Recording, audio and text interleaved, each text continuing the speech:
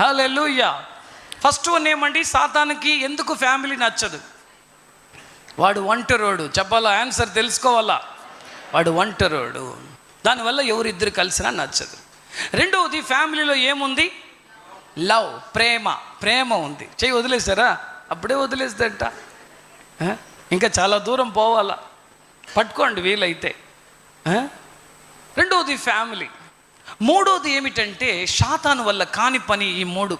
వాడు ఫ్యామిలీగా ఉండలేడు, వాడి దగ్గర లవ్ ఎప్పటికి చంపినా రాదు.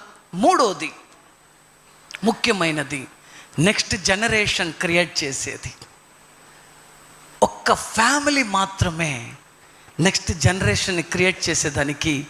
మనం ఎలాగ పరిశుద్ధులమో బైబిల్ చెప్తుంది, మనకు పుట్టే బిడ్డలు పరిశుద్ధులంట.